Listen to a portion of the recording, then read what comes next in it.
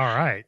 Perfect. Good morning. Another good morning with coffee and closers here. We are live and ready to rock some worlds and some minds. So people need to bring their questions. Guys, what do you got going on? Hey guys, I'm doing great today, man. Just feeling good. Good week so far. And man, we went and looked at like 4 or 5 properties yesterday. Sent offers on every one of them. Got one accepted right away, and we're working on getting the other 4 done. So just closing deals over here, guys. Closing deals.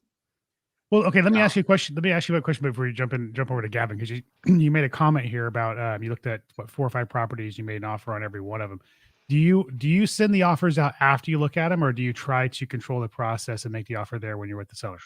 Good question. So that's a great question. Both. But these particular properties that we looked at yesterday they weren't like direct to seller marketing per se. One of them was a lender of ours that's trying to sell his last rental property.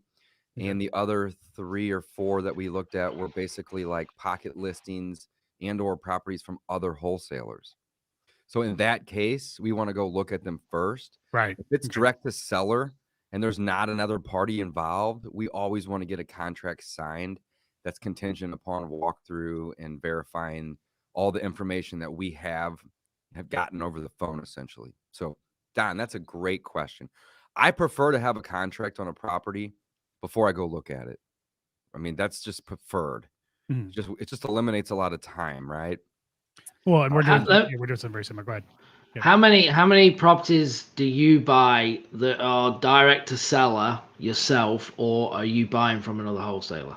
So that's a great question. 80% are direct to seller, typically. Yesterday was a fluke in terms of like just random deals that had come in. But typically, we're buying about 80% direct to seller. And then the other 20% is either from the MLS or it is, from an agent or from another wholesaler or something along those lines. Ricardo! What's going on, guys? How we doing? Buddy.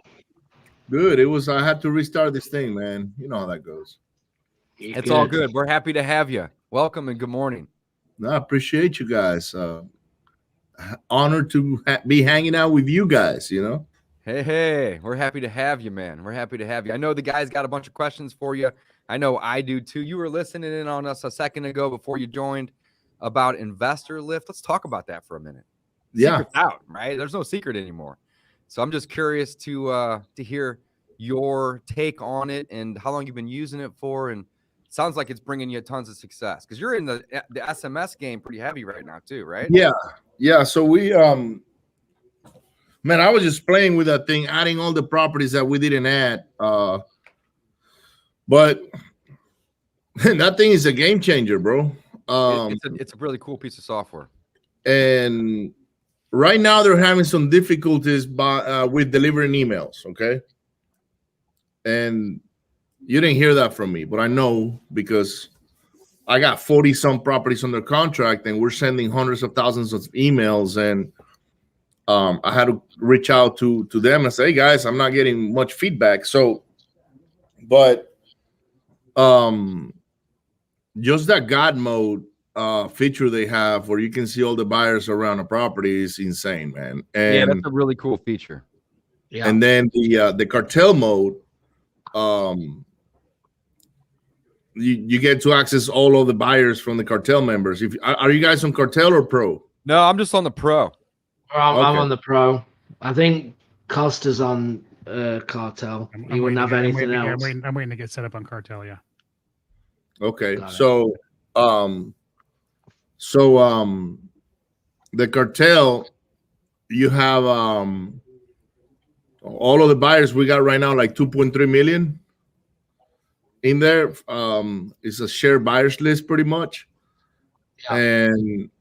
And then these are buyers across the country, right? All over, yeah. It doesn't matter. Like, it doesn't matter where they are. Nick Perry had to upload his list. I had to upload mine. Everybody did. That's the first thing you do is you surrender your buyers list. So Don is gonna have to do the same shit. Whether he's got a lot of buyers, most likely all his buyers are on the list already. Okay. So, it's one of those things to where, I got to surrender my shit. Nah, man, most of those guys are there already. I had, like, mine was 88,000 people I had on my buyers list that were active buyers. When I uploaded it, it only took 2,500 out of it. Because the other freaking, the other 85,000 were there already.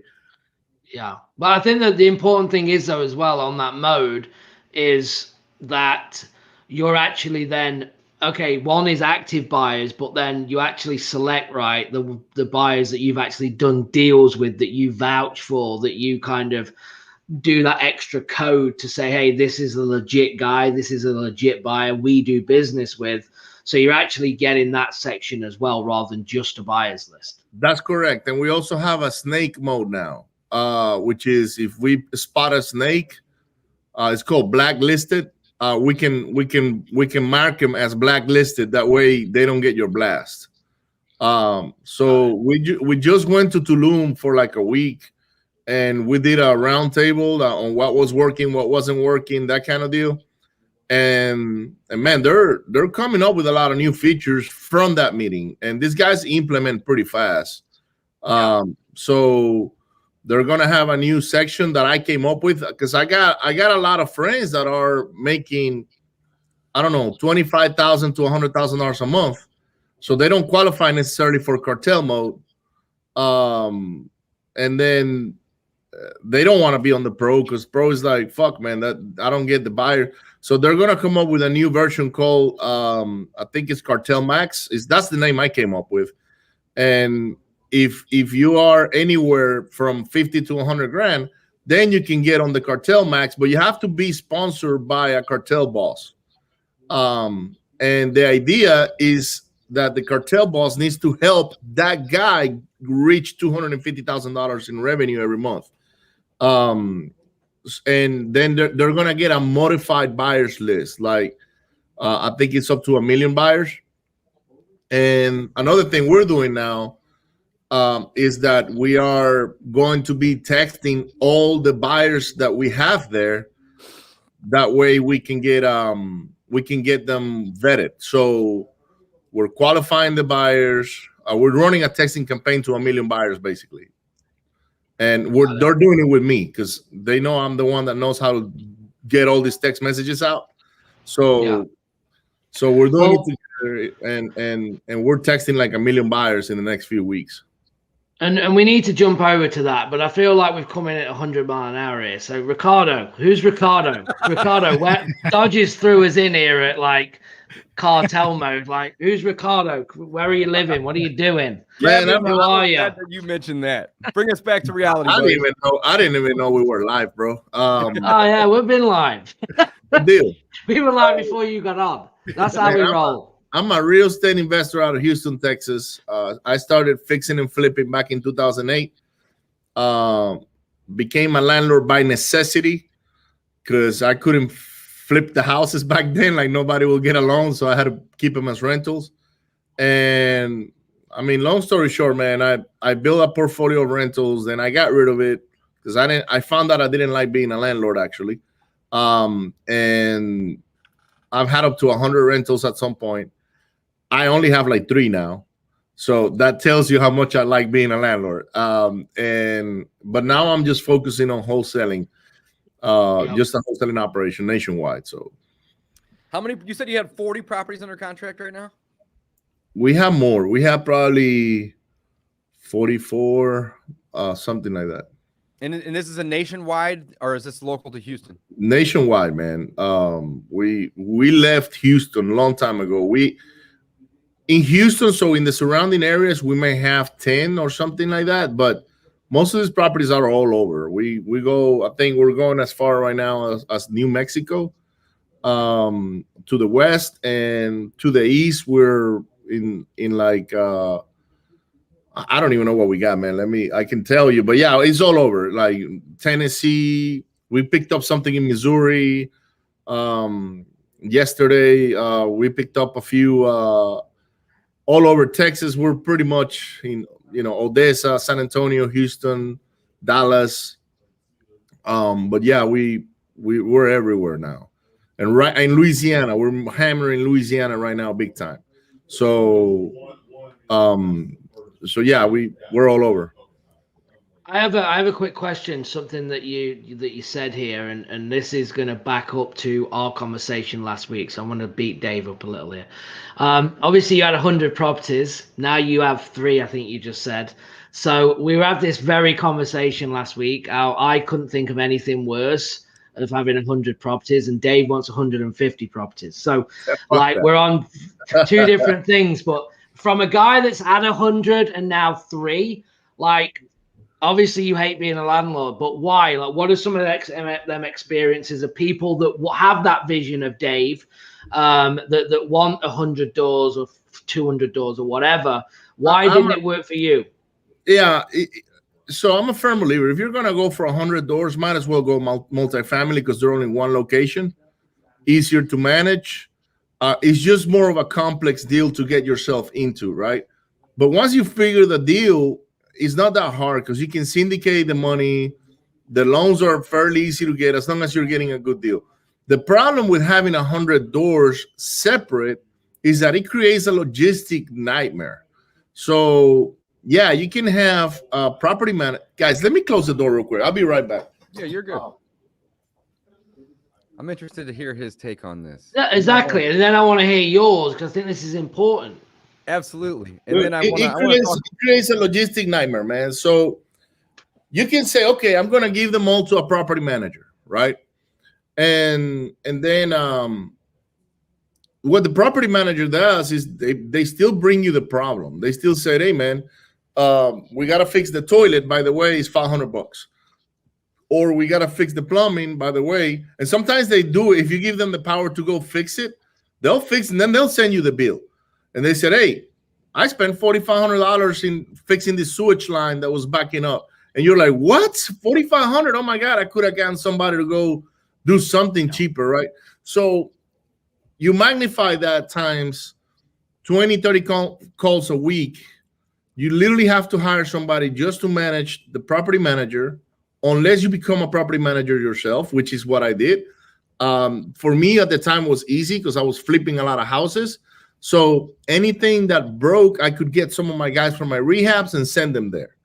So I didn't, it didn't bother me as much, but that forced me to keep people on the payroll all the time, employed to take care of some of these challenges that we had in rentals. Now, it's eating cash flow though, isn't it? Right. So all them problems is when we say it's a cash flowing property, when them things happen and they multiply, right? And I think realistically 30 calls is realistic on 100 doors a week, I'm sure. Oh yeah. So it's just eating cash flow. Bro, they'll call you for a light bulb. The light bulb is not working. And you're like, Jesus, it's $250. It's up to you on the contract, like go change the light bulb. Oh, the switch line is clogged. Well, quit throwing diapers on it.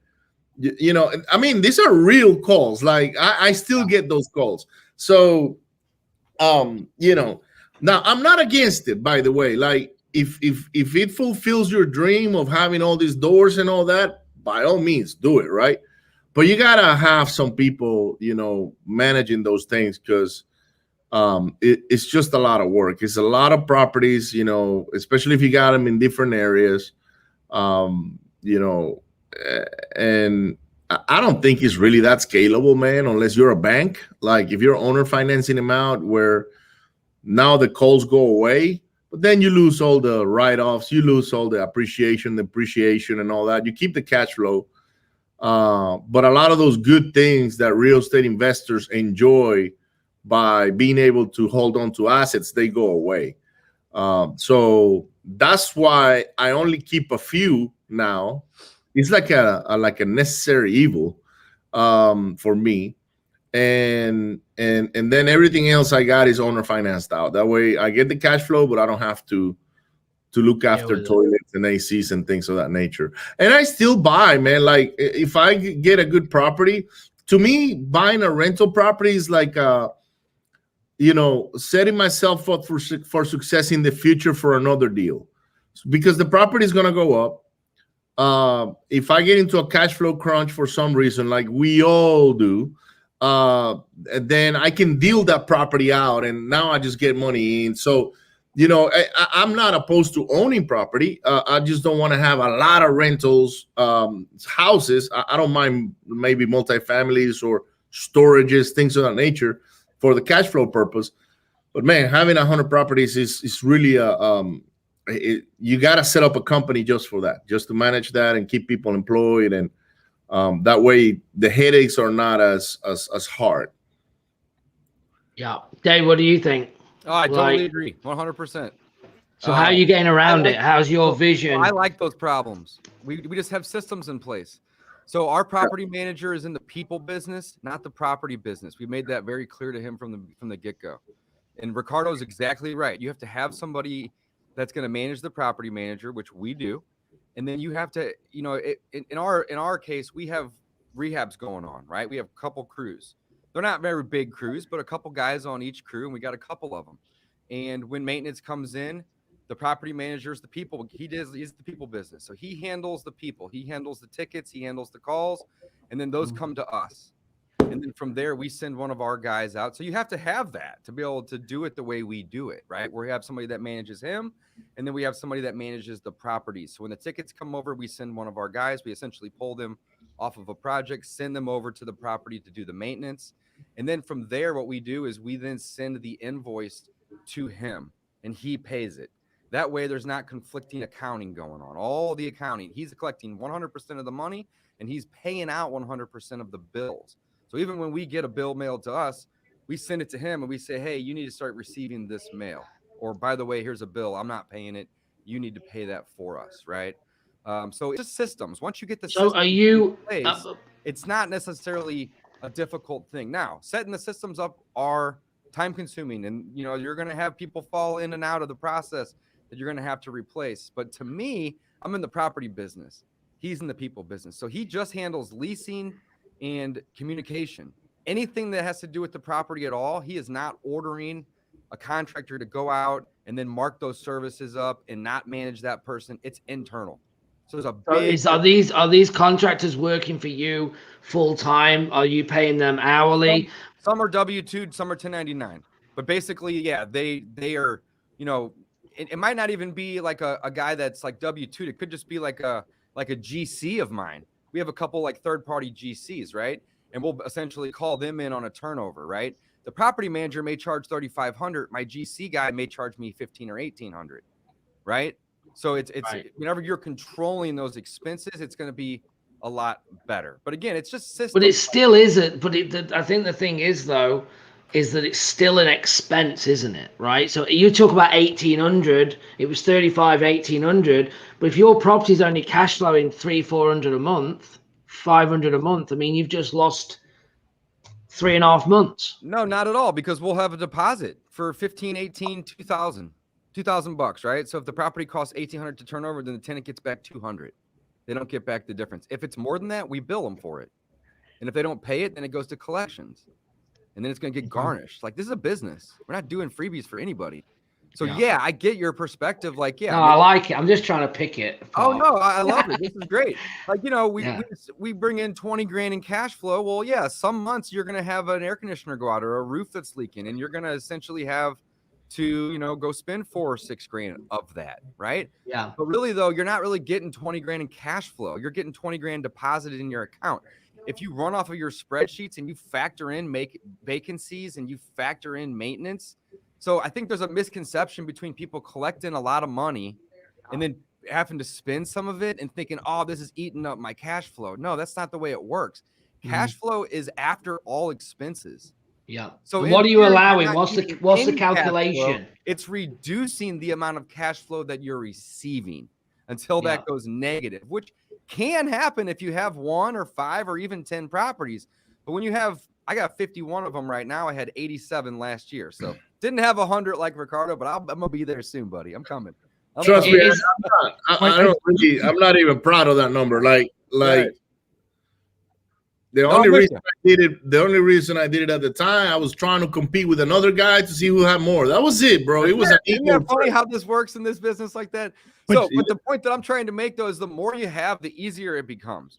But don't look at it like it's eating into your cash flow, because it's not true cash flow. That's revenue. So what happened to me, right? I'll tell you what happened to me and why I started getting rid of them. A lot of those properties that I had at the time, so we got to about 47 sometime in 2011 or 12, okay? And a lot of them were in C-class areas. So we started having a lot of problems with people not paying. So they, we have mortgages on them, and they started becoming just like, I wasn't really making any cash flow, because the ones that were paying for the ones that were not. So I was kind of like breaking even, but these properties were appreciating. So I saw it as a good way to exit all of those C-type properties, right? Then we got to B-type properties. I was thinking maybe the tenants are gonna be better. Wrong. Same thing happened. We started having people that started defaulting and this and that. But the truth is, I didn't mind that, because you write that off, and you're still controlling the asset. The asset is appreciating within, throughout the years. And because we had a heavy flipping business, especially at the peak sometime in 2016, 17, we had the people to manage all those things, and it didn't bother. And I started getting rid of properties right away, because they started becoming a problem for us. Plus, we had to get rid of a lot of those properties in order to pay some of our lenders. And it served the purpose. But now that I do wholesaling, and I understand wholesaling much better than I did a few years ago, I want to focus on $10,000 to $15,000 assignments, not on $400 cash flow. Yeah, I'm with you. So, hey, speaking of that, let's learn a little bit about your business, Ricardo, because we went down a rabbit hole here on the landlording thing, which is great. Obviously, great conversation. Hey, by the way, everybody should have a property, man. Look, all you got to do is buy 5 and you retire with $1 million. Only 5. We're not, and that's the cool thing, because we're not disagreeing. It's just our conversation last week. Yeah. It tied in. And Don, sorry, Don, you were going to say something. I was going to say something earlier, but it was just, I just wanted to point out, it's like nobody's wrong. Right. Absolutely. And like Dave is very passionate about it. He's learned the systems around it. He's made it a business. Ricardo didn't love it enough to build the systems around it, and he's got other priorities and other things on his mind. Gavin, you and I are kind of the same way. I would rather go multifamily and have 100 doors through one apartment complex or a couple apartment complexes, because that's just where my comfort zone is. And I don't want to build the systems around owning 100 or 200 single family properties. But depending on the path you want to take, if you want to master it, just like wholesaling or anything else we do in this business, if you want to master it, understand it inside and out, backwards and forwards, you can excel in it and love it and enjoy it. And that's fine, right? And so it's cool to have these conversations and see how we're kind of polarized in different directions.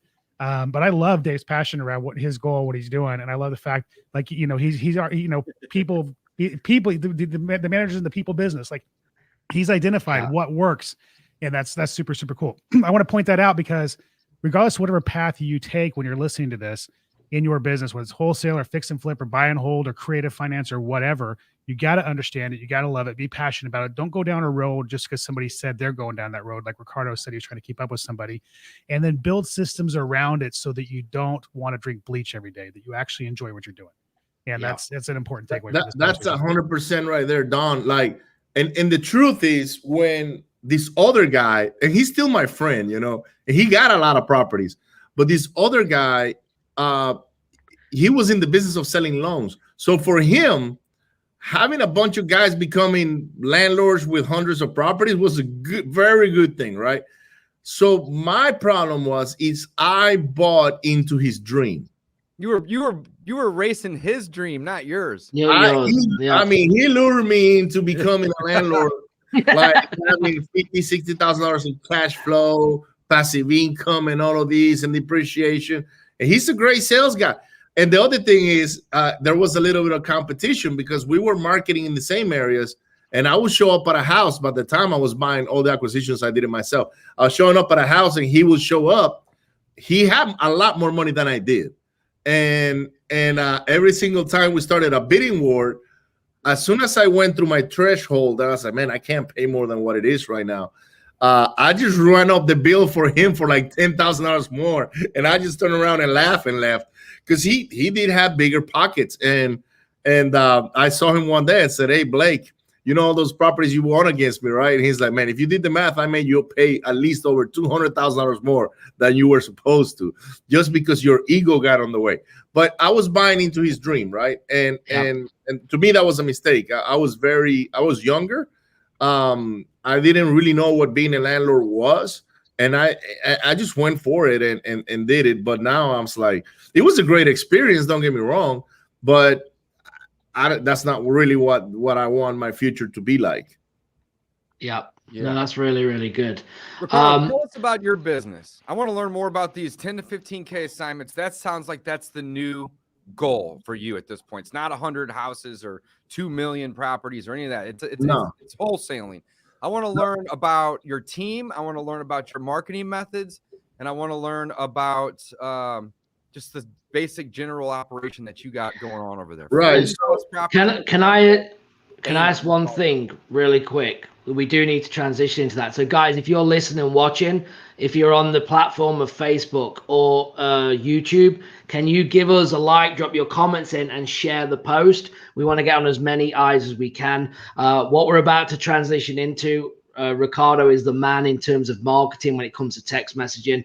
So just go ahead, like and subscribe to the channel, but share the post. Let's get as many views as we can on this. That would be awesome. So we appreciate you doing that. Sorry, Dave. Ask your questions too. Ask questions if you have them. We're willing to answer them. Yes. Yeah. I just want to add one thing. Don, you are so wise. Yeah. Oh, Dave, that's because I listen to you, brother. Yeah. It's me and Dave are basically like two kids right now. You guys are all so wise, but yeah, that's great. All right, Ricardo, you got the floor, man. Tell us what's up. So we have I was just doing the math yesterday. Let me tell you how I got into wholesaling. When Harvey hit, I had to come up with $200,000 a month on revenue to pay bills. Okay. I was under the water with big liabilities because of all the flips that we had. I had to come up with $200K a month to pay bills, not to get rich. So the only thing I could think of that could provide that much cash was wholesaling. So we had a little bit of money, and we had a lot of properties with equity, like we were talking about rentals and things like that. So we started liquidating all of that, but we couldn't wholesale fast enough to get to those 200 grand that we needed, right?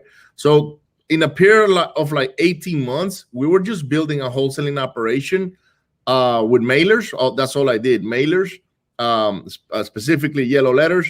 And we were having good months, 150, 200, but our cost per lead was very high. It was $6,000, $5,000, $4,000. And, you know, we had to spend literally $50,000 to $75,000 to bring those 150 to 200. So, you know, long story short, my business partner at the time didn't want to do it anymore. He didn't like it. He wasn't enjoying it. He wanted to do something else. So he basically resigned and went and did something else. He's still my brother. I love him. And all those deals at that point in time, were all those deals that you guys were marketing to? Yeah, local. Only that point in time was local. Yeah, only Houston. That was only Houston. So Harvey brought every wholesaler in the country to Houston, and people were making all kinds of crazy offers. And sometimes we were like, God, how are they buying this thing for this much? So I went back to my office one day and I told Dennis, I said, like, look, man, all eyes are on Houston right now. We got hedge funds coming in, wholesalers, flippers. I mean, there's blood on the streets. People want to capitalize on it. Guess what they're doing? They're leaving their turfs open. So we need to go there and market in their areas. So we started marketing in Tampa, Florida. We started going to Oklahoma. We started going to all kinds of other, and that's how we got into the whole virtual wholesaling thing. But it was kind of like half-ass wholesale virtual, because I would send letters on Thursday and I would catch an airplane on Monday morning to go on appointments. So, because it will take 2 to 3 days for the letters to be delivered and for the phone call. This wasn't really a virtual thing.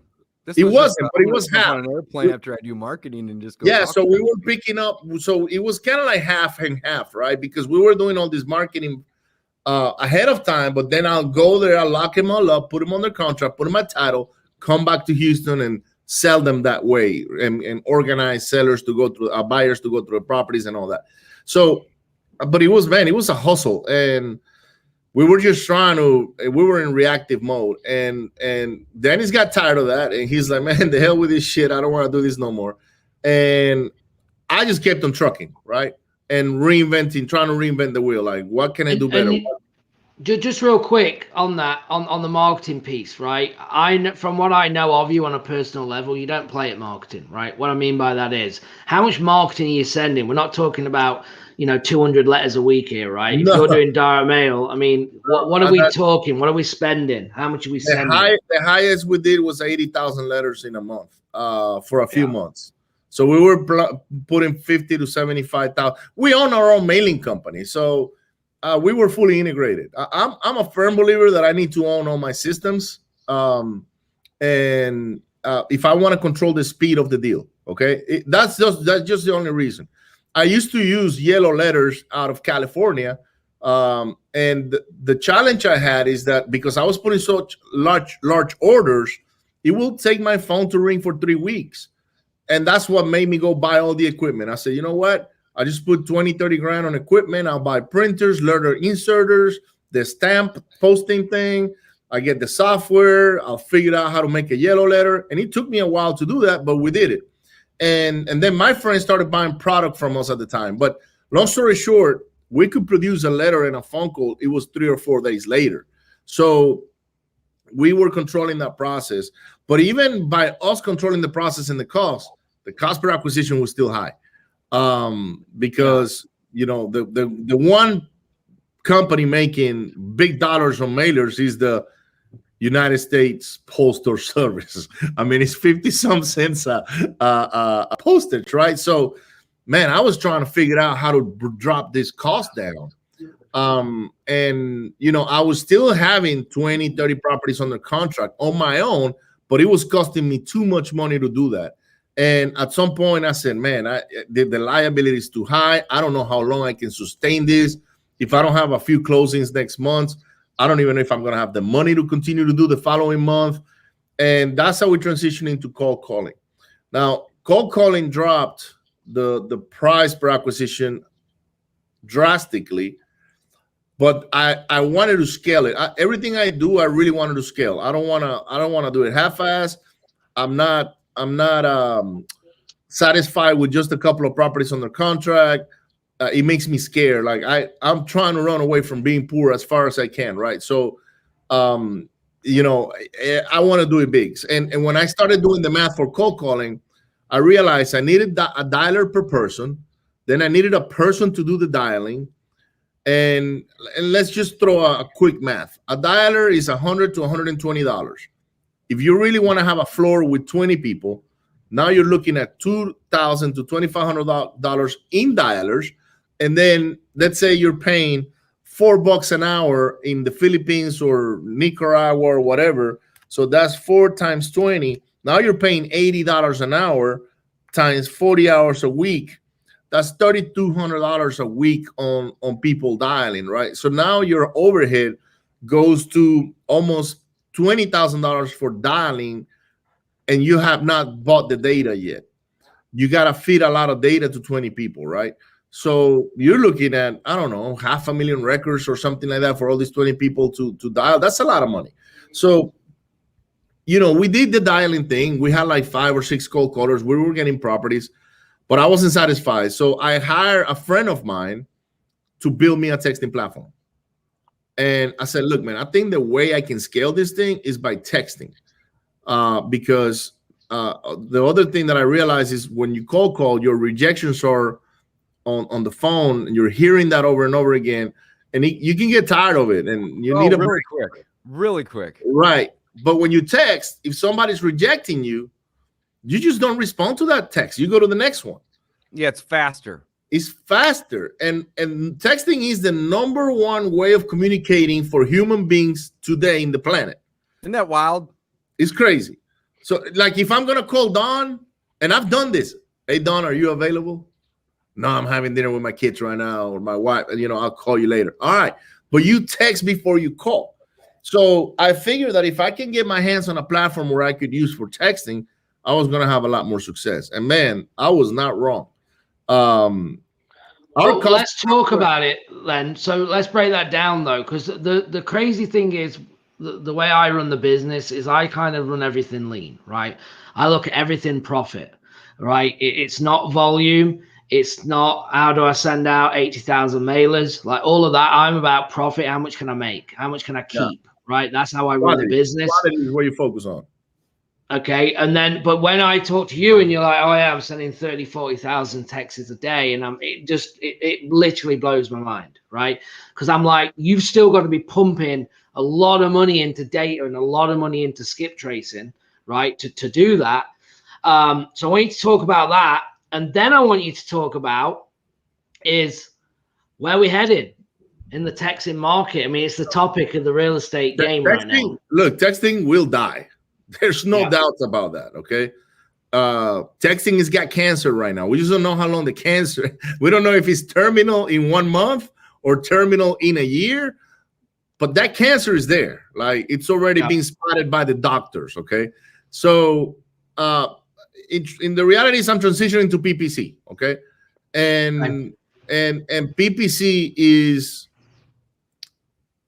you have to be a player to play in the PPC world. There's no other way around. What spend? What spend are we? Well, let's talk texting real quick. What spend are we doing for texting? So my cost per contract is $500 right now, okay? That includes the skip tracing.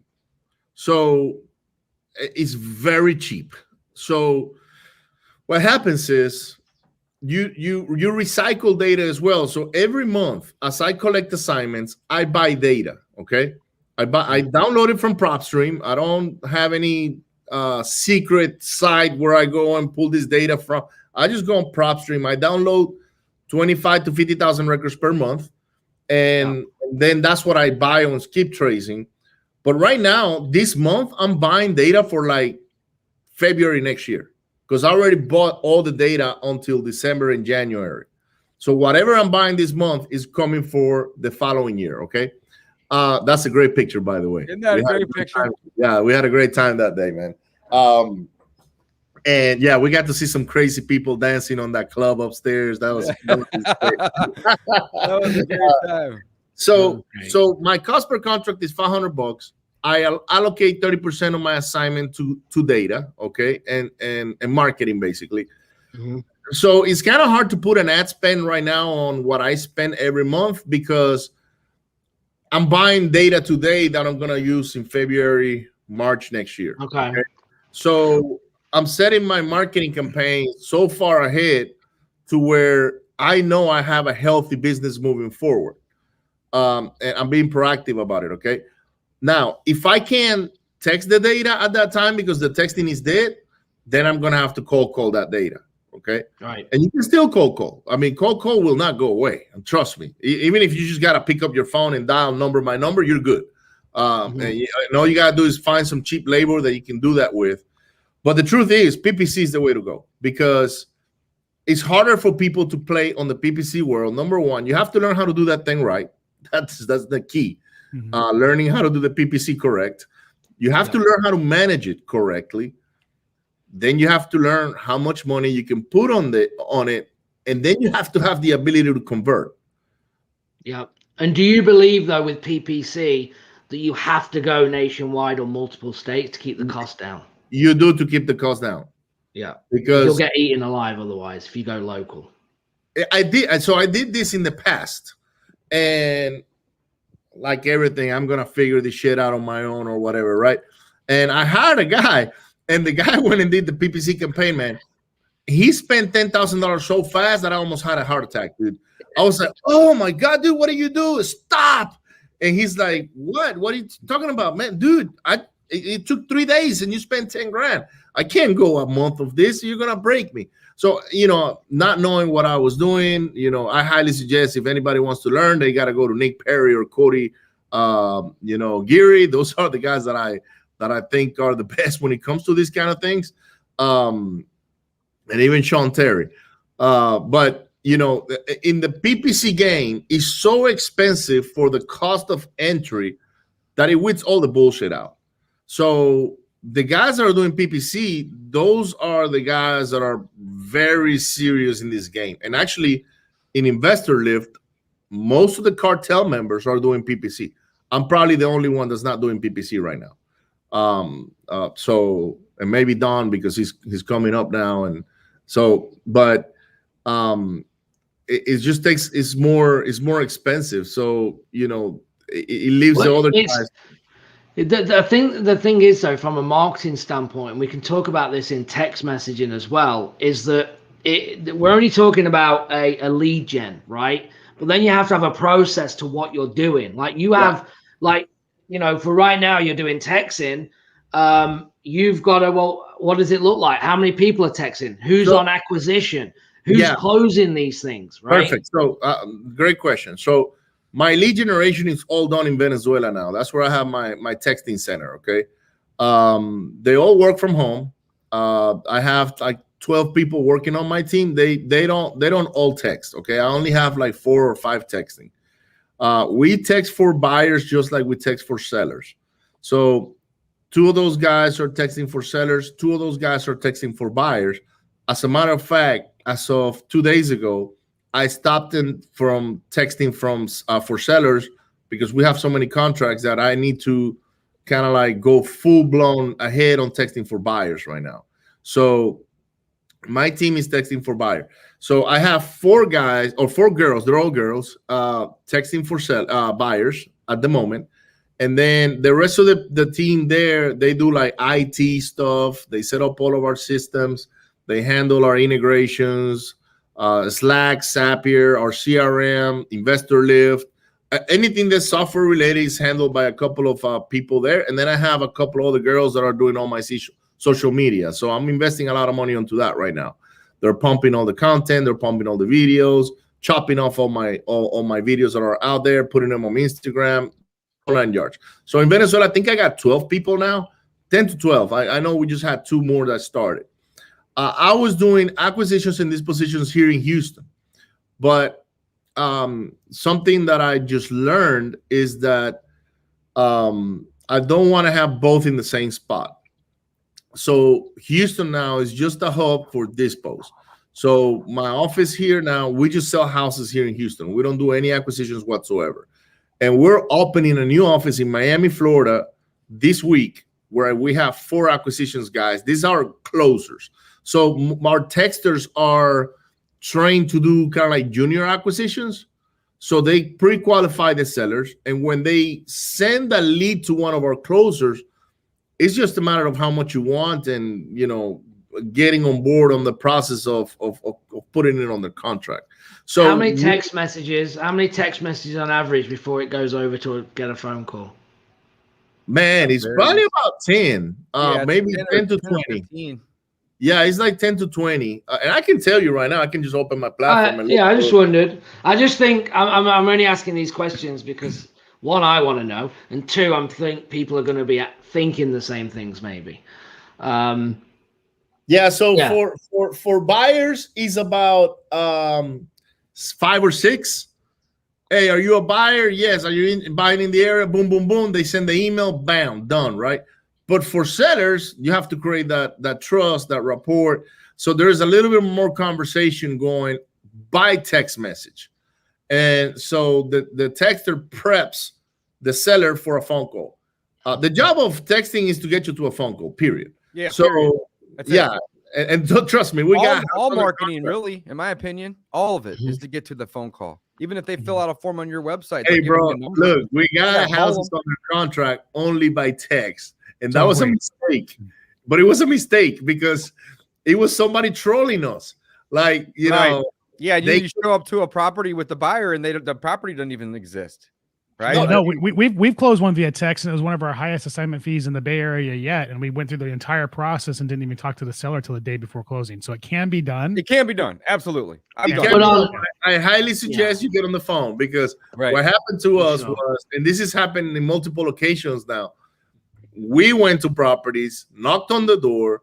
The old lady comes out, and I was like, "Look, Miss So and So, we're buying your property." She's like, "What?" Right. Oh my God, I'm not selling my house. And I was like, what? Oh, this man. Before too. And we had earnest money, and and so long story short. Well, let me just interject here. I actually was doing a training where I called a hot lead from a cold call and essentially got trolled. I just dropped the episode. It should be out on the Flip Talk podcast here this week or next week. I got conned by a guy who answered the phone from a cold caller and answered the phone and said, "Yeah, I'm so and so," and confirmed the property address. I called the guy back and closed him, and it turned out that he didn't even know the property. So for those of you who want to hear that recording of me, who's been doing this for 19 years, is that the one that you nailed last week? That you were like, "Man, don't oversell yourself. Just take the close when it happens." That's hilarious. 100%. So that's it's fantastic, and so we're going to be open about that. So it can go all the way across the board. I always struggle with that, Ricardo, about forcing them to get on the phone, because it's that tough. Talk to the seller where they want to be talked to. No, I agree. I agree. It's that balance. It's like you don't want to get conned, right? But you want to talk to the seller where they want to be talked to. I just want to make sure we really have a seller. That's it. Like, hey, I need to hear your voice. Are you really the owner? Done. Okay, perfect. We're looking forward to close with you in the next couple of weeks. But because it could be a waste of time, man. And I, like in my case, that was like a $25,000 assignment. We were excited about it. It was a good looking house. The buyer was excited about it. And man, returning earnest money on something like that, it kind of sucks. So and we were being played around with. So it was a lessons learned for us. It's like, look, guys, now we just got to get on the phone with the seller at least once to understand. But going back to the operation, right? So we have a group of like 12 people in Venezuela. They work in our operation in many different areas. 4 of them are lead generating. Then in Houston right now, it's Caesar, Caxi, Sangster, Vince, and Shane, and I'm missing one. Vince, Caesar, it's like 6 of us here in Houston. We're just selling houses. That's it. And in Miami, we're having 4 people that are closers. Why Miami? Just curious. Why Miami? Bilingual. They're bilingual. Okay. Bilingual, and my brother lives there, and he's getting in the business himself, so he can run part of the acquisitions. And then we have a girl in Israel who's a closer also, and she's strictly commissions. And we just hired another girl in Italy that is just follow-up specialist. So she's on salary pretty much. All her job is just to follow up and pound follow-ups and leads and things of that nature. So we have a hybrid. Let me jump in and ask you why you feel like your acquisitions and dispositions can't be in the same spot. I just want to understand that. You said that, and we didn't ask about that, but why do you feel like they can't be in the same office? Yeah, so they start learning all aspects of the business. And eventually, they pick up on all the acquisitions tricks and all the dispositions tricks. And they end up leaving. So if I can keep them blind, and it kind of sucks that I'm saying this, but I'm at the point to where I'm running a corporation now. So I need to keep these horses blind to where they're just pointing towards one lane only. And they're getting so good at that lane that they're pumping out, they're being more productive. They're not getting distracted with another portion of the business. Yeah. We're doing it that way. And it's working for a couple other guys that I know that are making quite a little bit of money.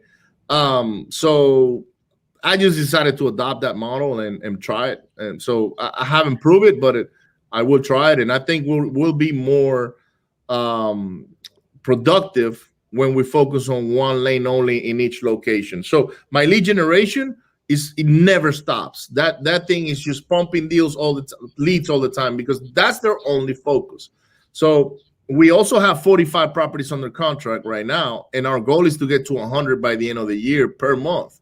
So if I'm going to have that many, I gotta have dedicated teams for different tasks. I can understand the dedicated teams. I don't mean to cut you off. I can understand that aspect of it. I think so I've operated in a bit of scarcity in my operation, keeping things separate and keeping lanes separate for a number of years, and that's kind of blown up on me as well. So as trying to keep them separate. Blow up? Huh? How did it blow up? I think it's one of those things. This is a balance, right? This is a great conversation on the duality of how we think about things. But it's one of those things where it's like I've kind of adopted at this point in time, if I can help somebody succeed, move on in their own business, I'm okay with that. I am too. Yeah. I am too. But trying to keep them separate, not understanding all aspects of the business, it's like you create this culture of I don't know. It's like this animosity, and they don't understand what everybody else is doing. They think they're the ones carrying the entire load. It's a whole. It's like you can't win either way. Like there's no like what you're doing right now. I've done for a number of years, and it's not wrong. And what I'm going to try to do here, where it's like if I can develop you to either stay loyal to me or go off on your own, that's fine. You're going to learn all aspects of the business. That may blow up in my face too. So I don't think there's a right way or wrong way about it. I think it's just finding what works best for you and your business. But it's one of those things. It's like trying to find that balance of how do you keep somebody dedicated and loyal to your operation. That's where we are today, right? That's where we are today. And and don't get me wrong, I have loyal people. I got people that have been with me for 5 years. And I know, and you have, and I'm not saying you operate in scarcity, because you have trained people up and allowed them to go off on their own. So I'm not saying that I know you well enough to know, and I don't. If anybody listening to this, I'm not accusing him of having scarcity mindset, because Ricardo has the thing from scarcity mindset. Yeah, the last thing. Yeah. That's the last thing he has. And actually, we had a few team members that were here, and they're actually doing much better on their own now.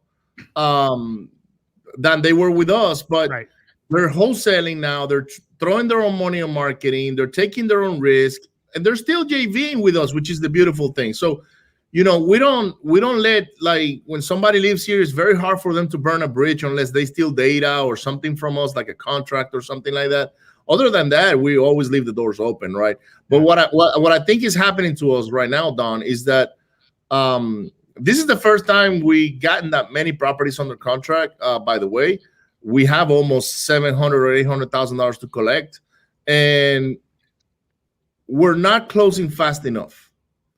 And I had two people that were doing acquisitions here locally that I could have had selling these contracts as opposed to getting more contracts. So my local team here in Houston, I want them to be able to sell contracts faster. And that will be the only main goal. And they'll make a lot more money too, because they get paid on commissions. And, we have 45 properties under contract. And let's say our average assignment is, let's say 10,000. Okay. Just to throw a number, that's $450,000. How many of those will close on average? We close on 90% of the deals. 90% of the deals close.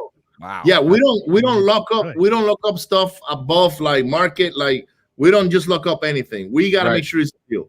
How many states would you say? So you said nationwide, but then you said as far west as like New Mexico. What do you think you're about 30, 35 states? No, like because the way we market, so texting is different, right? Like right now we're heavy in Texas, New Mexico, Louisiana, and Tennessee. Those are the four that were heavy, but we're starting to get heavy in Missouri, Oklahoma, and other. So it's kind of like seasonal, because the way we text is like this month we're texting in, I don't even know where we're texting. I think it's Tennessee and Missouri. But that only is going to happen this month. So whatever we pick up this month, we have to go sell. Next month we'll be somewhere else. So you're choosing your areas via buying the data in those particular areas. You had just mentioned. Oh yeah. I was getting the impression that you're doing AdWords as well, and you said that you're not. It's not right now, but we're getting set up. Right. Yeah, we will move into that. Yeah. 2 weeks. I have a quick question though as well. Like with the contract, I think for people listening, is that I always look at a balanced business. Okay, like when we're talking about 40,000 text messages a day, right? And we're talking about 12 people being on texting or whatever you just said. It's important that you then need to have the right amount of people being on the phones to warrant that, right? So you have to have a balanced business. What I look at is that I call it the hopper. I think a lot of people, when they do a check and make money, they just tip more money into marketing.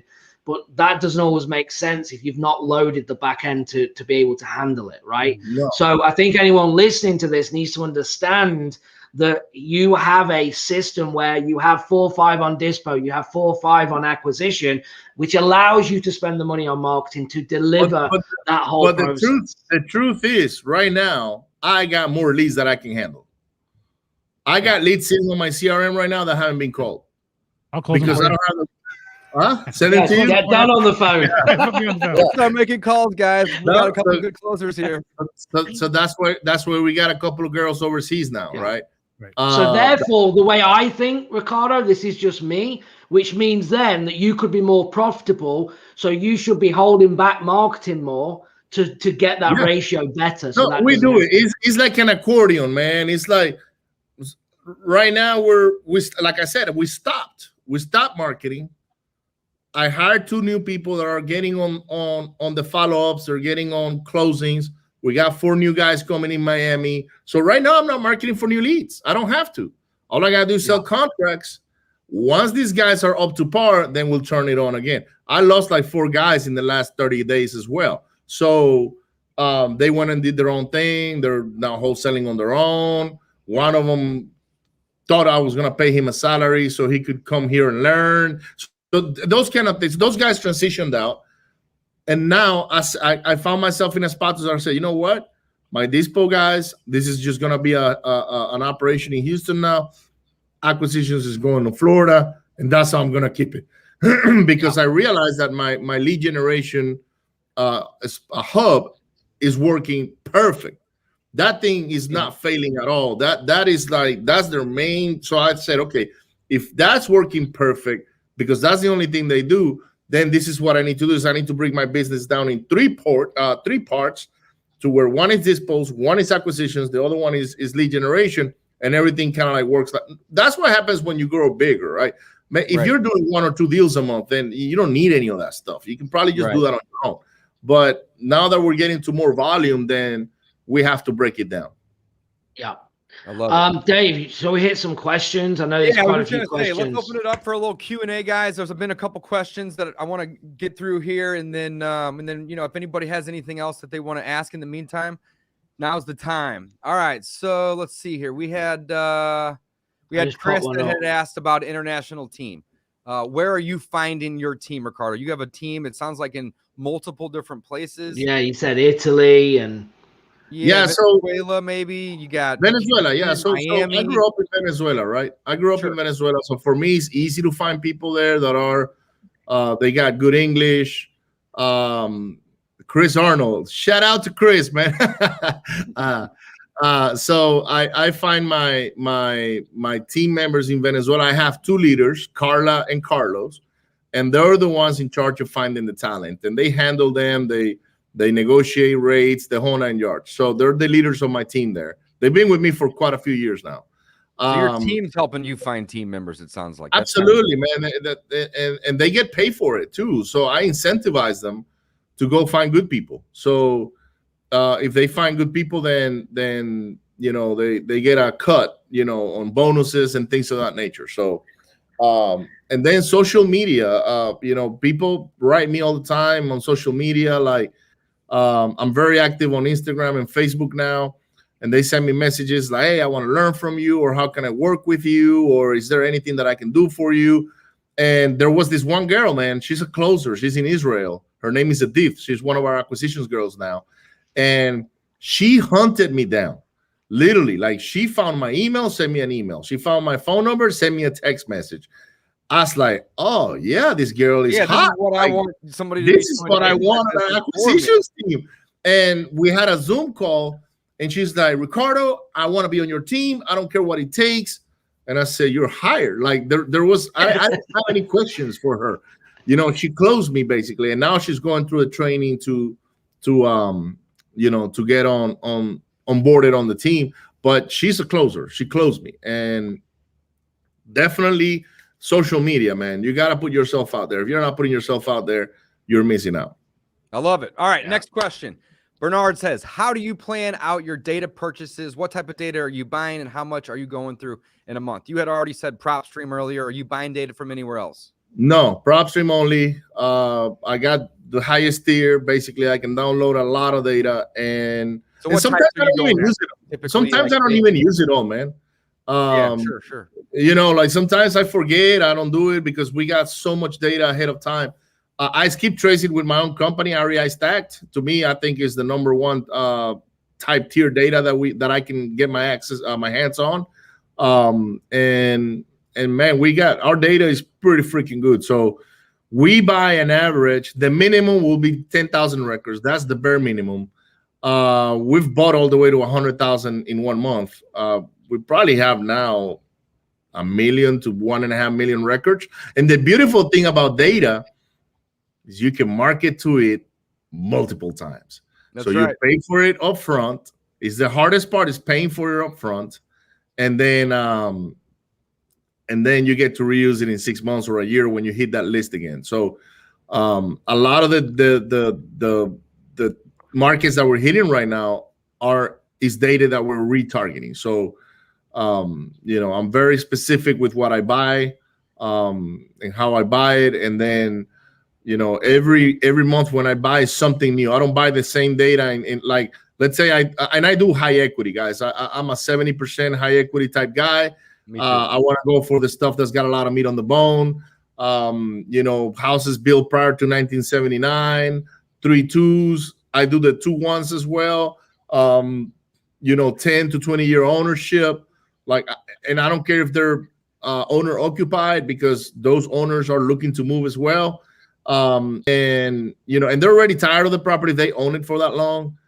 They don't want to put money into it. So my way of buying data is probably more expensive than the normal, because I'm not hitting motivation. I'm hitting a type of property, but under that type of property, I get to cover more radius, but all the motivations fall under it. So whoever is on some sort of motivational list, like tax delinquent or bankruptcy or divorce, they're gonna show up on my bulk of data that I get. So if I buy, I pay 10%. Chris, shout out to Chris Root, man. That's my man.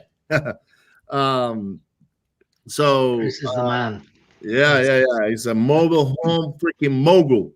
But yeah, we do 10% on commissions, but going back to the data, and so if I buy something in Houston, for instance, and I don't target the large metro areas, by the way. I'm going cities 45 minutes to an hour away from the city. I call it big dot, little dot. Big dot is like Houston, little dot is like Beaumont, Texas. That's where I go. What's the purpose of that? Why would you not focus on Houston but Beaumont? Less competition. Spoken like a true cartel boss. He said when they come to Houston, his exact phrase was, their turf is open. They've left the turf. That's right. They left their turf. That's right. Yeah, absolutely. And every hit them where it hurts. Look, most of the newbies are taught to buy properties in the large metro areas, right? One of the things we've learned from marketing, as well, just to back up what Ricardo's saying here, is when we look at our data, when we're mailing to like Fresno and Fresno City and Fresno County, we seem to have more consistency in the outlier markets. In the smaller markets around the larger metropolitan is where we'll get the hits every once in a while in the bigger city, but it's the outlier markets that we have. For instance, Fresno has like Fowler and Parlier and some of those other, some of those other areas will have more consistent purchases for whatever reason. I don't think it's just competition. I think it just may be, maybe a less sophisticated seller as well. And that's part of it. But the sellers will get more sophisticated as competition arises, because the competition we'll educate the sellers on the sales on the process of the sale of the property. I remember I sent you a property in Modesto, California, and you're like, "What the hell are you doing in Modesto, dude?" And I was like, "What do you mean, bro? Like, I'm a wholesaler, you know." Right. So yeah, Modesto, it fits that criteria, even though it's a big city. It's not San Francisco or LA. You know, I want cities that have 100,000 people or anywhere in between 100,000 to 300,000 is a very good sweet spot. But don't underestimate the cities or the little towns that got 5,000 and 20,000 people that are around those $100,000 people, 100,000 people cities. I can tell you, I probably made more than $1 million in just a little town that's got 4,000 people. And if you drive through that town, it looks like it's dead. Like I don't know, they're filming The Walking Dead or something like that in it. But people live there, and investors go there and flip houses, and they hold rentals. So I stayed away from places like that for years, until one day I was just desperate trying to buy houses, to make money and hold rentals and things like that. And I started hitting up those little towns, and man, they turned out to be gold mines. I'm willing to do what nobody else is willing to do so I can go get what I want. That's another thing. Not everybody's willing to go to those little towns. 2 hour. You go to a RIA meeting, and let's say you're speaking there, Don, and you go and you say, all right, raise your hand if you're willing to drive 2 hours for $50,000. Everybody goes like this, raise their hands. And then you show them and you said, all right, these are all the properties I got under contract 2 hours away from here. Who's willing to go flip him? And watch those hands drop. They drop so far, 2 hours away, that's too far. Nah, how can I manage contractors over there? I don't want to drive that long. I want them nearby my neighborhood. But me, that's how I got my first 200-300 properties. Literally, it was just going somewhere else, and I was the only guy. Like when I showed up, I would ask him, it's like, look, are you talking to someone else, or are there any offers in the area? Nah, you're the only one. God must send you my way. Because I've been thinking about, look, I don't know how many times I've been told that you must have been sent by God. I said, yes, I was. So I love it. Just on that commission that Rude asked, what about so 10% acquisition, 10% disposition, 100% commission? Yes, and then we do 10% for transactional bonus. So I allocate 30% of my assignment to commissions. The 10% on the transaction is for, let's say, I don't know, one of my guys, he tried hard last month, but he couldn't sell anything or get anything, right? But I saw that he made the phone calls, he was sending the emails, he was hustling. I'm going to reward that guy. Right. I'm going to reward based on effort. So I get out of that 10%, I'm going to start quarterbacking some people some money. That way they have something to eat. Right. We also have another pay structure, which is $2,000 a month base, but only 5% commission. So, but that guy is required to be here at 9 a.m. and they leave at 6 p.m. And now that I'm paying for their time, I literally own them. Right. So, they gotta be very, very punctual, clocking in, clocking out. They gotta be making at least 80 phone calls a day. So there's some KPIs that we go for salary people. That way we get the productivity that we need, right? And then the truth is we're trying to get those salary guys at 5% and $2,000 base to 10%, because on 10% they'll make more money. If they acquire, let's say, 6 properties in a month, and they're only making 5% and 2,000, as opposed to the 10%, they're leaving money on the table by then, and they're required to get at least 2 to 3 a week. So, they'll see it. They'll be like, man, if I would have done this 10% deal, I would have made more money this month. So eventually they'll transition onto that. We also allow them to do marketing. So it's like, hey, look, man, you want to put your marketing dollars to work? go do it. But you are required to JV with us. That's why we got the wholesaling. 50-50? See, so they get 60% because the truth is they're putting marketing dollars. We keep 40%. From the 40%, we pay the rest of the team. But it encourages them to continue to pump out deals. So I don't want to put a cap on people. If David comes tomorrow and says, hey, Ricardo, I'm joining the wholesaling cartel. Perfect, man. You're going to make 10% on acquisitions. But by the way, you can do your own marketing. You can do your own stuff. Now my team becomes part of his team. He doesn't have to go build a team. Yeah. Right. Let me jump in here for the legal disclaimer. When it comes to paying and commissions and whether or not they're on salary, you got to know the state that you're in. It's very important. Like California, it's virtually impossible to have a 1099 employee. And if you're going to pay somebody a salary, it's got to be reasonable based on, like, I think the minimum salary here is like $47,000 a year. Otherwise, you got to pay them by the hour. So I was doing 1099 forever. Didn't realize I was doing it wrong in California. And that's been a whole issue that I've had to deal with legally because of that. So ultimately, at the end of the day, we pay $15 an hour base, and then we do 7.5% for our acquisitions reps at this point in time in the state of California. So know your state. Every state's going to be different. Some states you can do 1099 all day long without an issue. So just very important to interject that there. Listen to what I do, listen to what Ricardo does, what Dave does, Gavin does, and then look at your state and state laws and make sure you're getting proper advice, because you do not want to give all of your profits away in a legal battle down the road. Yeah, that's absolutely right. Yeah. So, gentlemen, I'm gonna jump off. I know this is gonna go from it. I got to jump off. I have to do a training. I scheduled myself thinking that we were going to be an hour, and now we're going to be longer. And I wish I could stay longer, but I'm gonna jump off and let you guys have this wonderful conversation. I'll check back in a little later. Sounds good. Thanks, bud. So all my acquisitions are overseas, and I pay them in Bitcoin. That's awesome.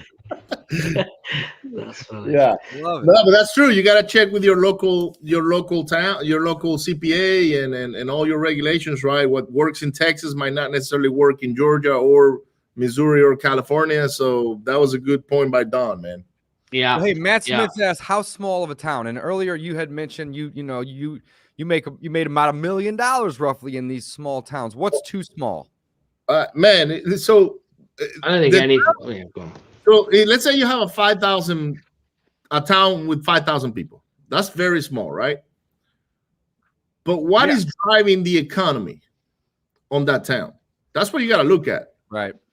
Right. Not just the number of people. Number of people means nothing. But if that 5,000 people town is driven by 100,000 people town that is maybe 20 minutes away, or by 8 million people like Houston, that's probably an hour away, then you got to understand what these people in this town do. You have to do some market research. What are the economics like? Are there a lot of properties on the market? Are there flips being done there and rentals, right? So you have to become a professional of this thing, man. This is not just about, oh man, let me go pick a town and let's wish that the town pays out, right? No, go ahead and study the town.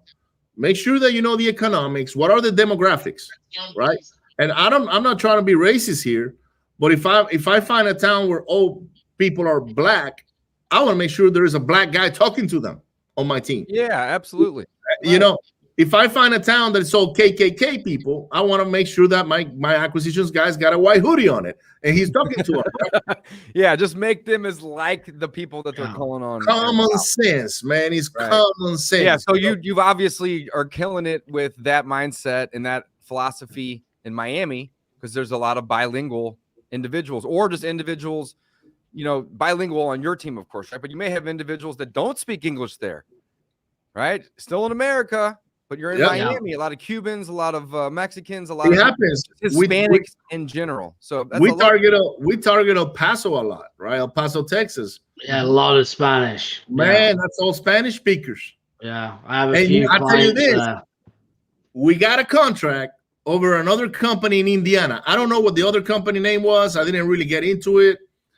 But the only reason we got the contract was because we spoke Spanish. We were offering the same amount of money. And we did a couple of things. We were quicker on our feet to go get pictures and things like that.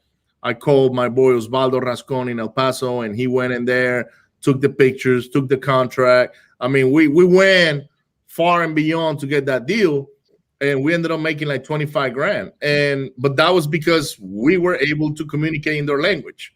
So, nothing against the other wholesaler. They were probably doing just as good of a job.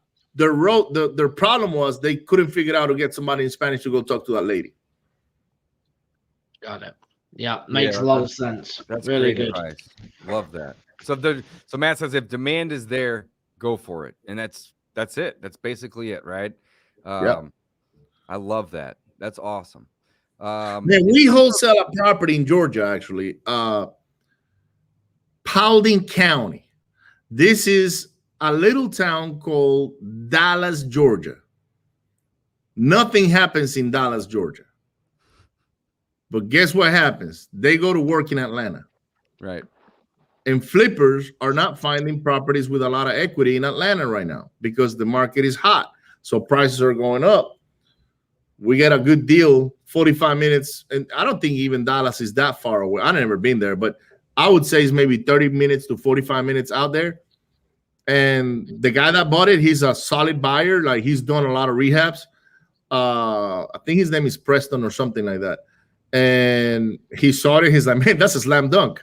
And he bought it. We made, I think on that deal, we made $18,000. Or no, it was a $36,000 assignment, but it was a JV deal that I split with somebody else.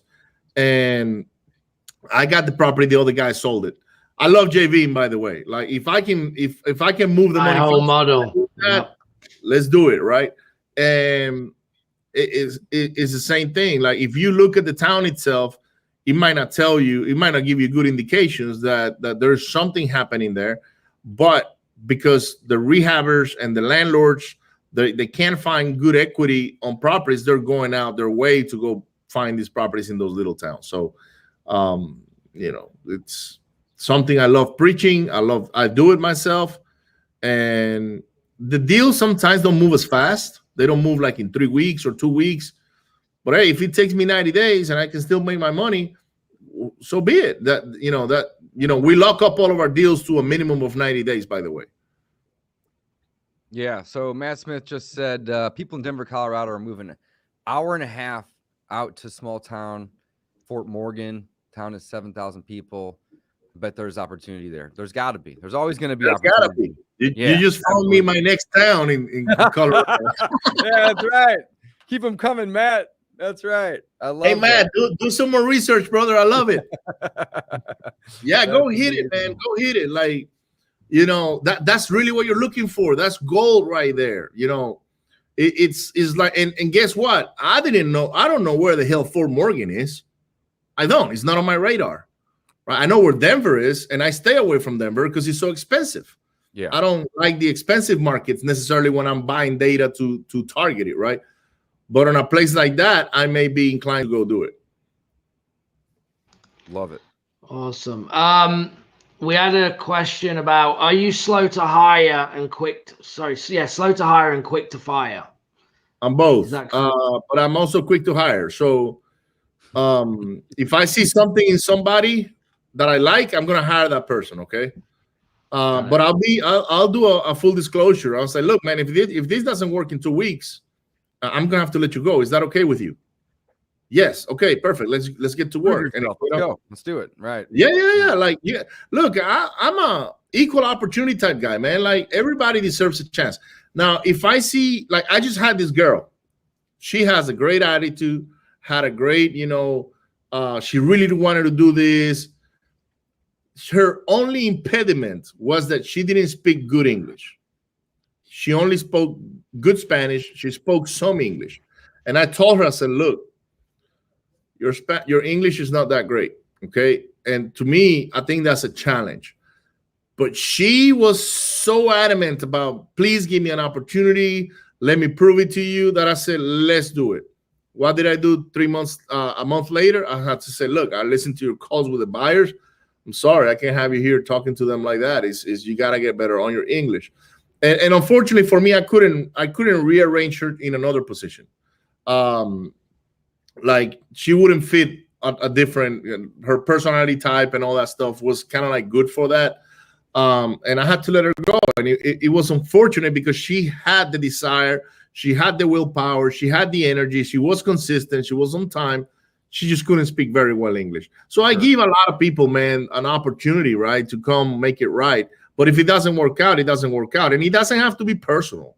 Like if I'm letting you go, look, this is not personal, man. I think the world of you, but you know, it's not working out for you or me, and it's my marketing dollars that I'm putting in. So I have to look after that, right? So I hire fast, but I fire fast as well.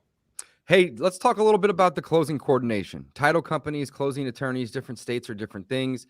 You are doing virtual-esque, but like, you know, let's say you're not anywhere near the Houston market where you live and know like the back of your hand.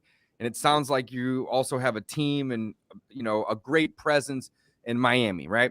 But earlier you had mentioned that you're doing, you know, marketing right now in, let's say Missouri, right here where I live, and you come across a deal. What are you guys doing in terms of coordinating the closings? Because acquisitions is acquisitions, dispositions is dispositions. A lot of companies will include the closing coordination within the actual sales process of the dispositions. Others will have a whole different position for that. So I'm just curious to hear, you know, what are you guys doing with the closing coordination? And then how are you finding the companies? How are you selecting and finding the companies to actually, you know, do the closings? Yeah. So I have 3 national title companies I work with right now. I can't say their names because I'm working on a deal with one of them right now that they're kind of like becoming our sponsors and stuff like that. So nice. I can't disclose their name, but we have an NDA and that kind of stuff. But we have 3 main title companies that we work with nationwide. They don't serve all the states, but they serve most of the states. Okay. Got it. But we also work with title companies that are local. Sure. So I prefer personally, if you can. What's that? I prefer local personally, if you can get it. 100%. It seems to be smoother. Yeah, 100%. No doubts, right? Yeah, the national ones that are doing it all over, it's usually not only is it smoother, but it takes a little bit more time. Man, I tell you what, I have 2 of them. They're on point. Are they? So I've used Spruce in the past because I've sold probably 40 or 50 houses on Roofstock, and that's who Roofstock works with. And, you know, they get it done by all means, but it's definitely, it takes them an extra week or 2 from, you know, compared to the local ones. Yeah, but the other thing is as well, people need to realize is that because you're doing the volume, Ricardo, they're on point for you. Right. Because they need to be. Definitely. Little Tommy's first deal, he'll be in the back line and we'll do his. And that happens to all of us, man. If you show just one title, if you show up with one contract in the local title company, let's say I go to Savannah, Georgia, and Mr. Gavin Timms is the big shot in town, I'm putting on the back of the line, man. You're taking the first position, right? So, you know, it just happens to all of us. But 2 out of the 3 companies are doing a great job. They're communicating fast. They're answering the phone when we call. That's all, man. All I ask from a title company is that they answer. That's it. You know, it's as simple as that. Communication. Communication. So in terms of the closing coordination, whose role is that? Is that disposition? Is that an individual in your company? Yeah, so that's the COO. Shane Rhodes does that. He's handling the transactional coordinating portion of it. So it's handed off. So acquisitions. So it sounds like marketing, you know, and list selections mostly you, Ricardo. And list selection is you. Yeah. So then that gets handed down to the acquisitions folks, which are basically doing mostly cold texting, probably some other stuff too. When they get, and that's kind of like you had said earlier, that's kind of like the cold close, right? Or the cold sale, essentially. Then once they, you know, validate, vet, screen, however you want to call it, that individual, then it gets sent over to the closing department, right? And they're actually going to be in the closing process. So they're not dealing with the texting so much. They're dealing with the qualified individuals. They close. No, that time they're on the phone. They're just on the phone, making sure that contract is signed. And if it doesn't get to that point, you have a whole other person to hit them with the follow-ups and pound them there, right? Love it. Yes, sir. But then from there, it goes, once you have it under contract, it goes to the dispositions. At that point in time, does your COO start working closing coordination, or do you right away all the way until you have a contract? Actually, the COO gets the contract and sends it to the title company. So he is COO / transactional coordinating. Before you do dispositions at all? No, we don't sell a property unless we have clear title. Like we don't even advertise. My question. So that's super smart, especially if you're doing volume. Like you don't want to be wasting a bunch of time. No, if you can't even buy it. So next step would be send it to the title company. So that's the closing coordination right there. See if it's even a deal we can buy. Right. Then if it is, start the disposition. I'm assuming, but simultaneously you're still working with that title company to get to the finish line. Correct. And once they send me title commitment, like I can see on Schedule C what's going on. Like if I see a bunch of stuff in there, I don't even want to mess with that file. I'll tell Shane, I was like, look, man, have them figured out how to clean this thing up. I'm not gonna upload it on our investor lift or whatever. It's on the CRM. We put it on a special cases column, and we work on those as we can. But I don't want to put too much energy on those. And the title company will tell me, hey, man, you need this, and that, and we're good. Or, hey, man, this is freaking screwed up. This is not going to be an easy deal. Perfect. That's all I need to know. Right. Let's go to the next one, right? So now let's say I got one yesterday from a friend of mine. He brought me the contract. He said, hey, man, I just put this property on the contract for $86,000. It's a property that's owned on a state, and they're behind on the mortgage for 2 years. And the first thing I said, okay, where is the mortgage statement? Because you put it on the contract for 86 grand, but I don't even know if that's a real number. Like, how much do you actually own on this thing, and to reinstate it and this and that? He gave me some figures, and I said, look, open title. The good thing he did is he got them to sign a mortgage release authorization form. So title company is getting in contact with them, but we know it's a state, so we're gonna have to do airships of affidavits, right? So, or affidavits of airships, however you want to call it. So it's not going to be that hard because the underwriter is going to accept that we do that paperwork in order to close on it. But we've had instances where it's a probate and the seller, for some reason, says, I'm just going to wait on the judge to approve all the paperwork. And we actually had a deal that closed 2 years later, thanks to that.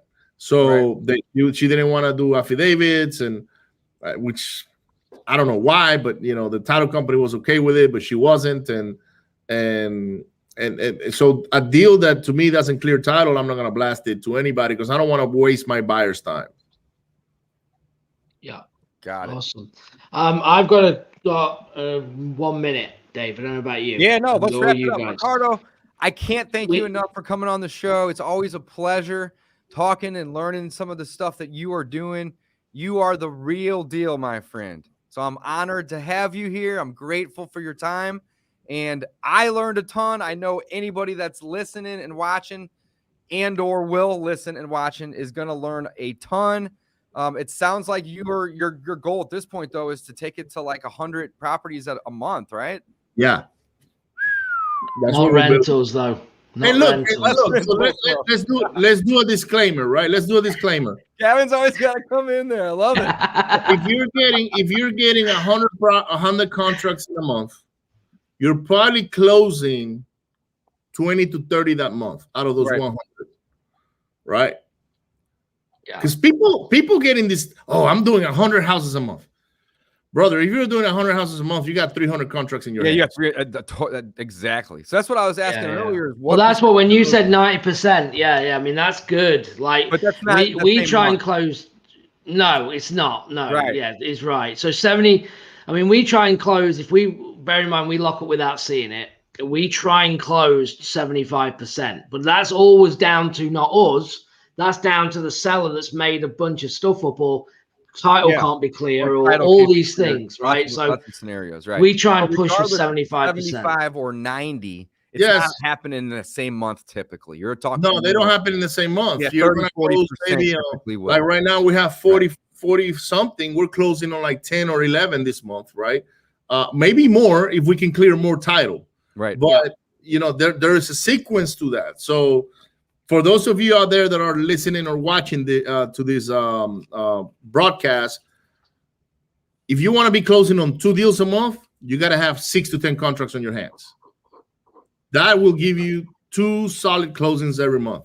And from there on, you start scaling up, and then sometimes you get 10 clean properties that are easy to sell. Bingo. Perfect. It was your lucky month, right? But that's the reality of this business. For those of you that are out there that are preaching that you're closing on 30 deals every month, I'd like to see your bank accounts. That's right. Verify that those 30 wires or checks are posting. Okay. I don't care for HUDs because anybody can fabricate a HUD. Yeah, you can fabricate bank accounts too, but it's hard. It's a little harder. But yeah, I love it. Awesome. Ricardo, all right, bud. Well, look, we appreciate you. Yeah, thanks for joining us, guys. We're gonna sign off. Join us every week live. Coffee for Closers Wednesday mornings, 11 Central, 12 Eastern, 9 on the East Coast. Figure out what time zone West you live Coast. in. That's right. West Coast, East Coast, you got it. Thanks for watching, guys. Until next time. Thanks, guys. Thanks for coming Have on. a great day, guys. We'll see you next Appreciate time. it.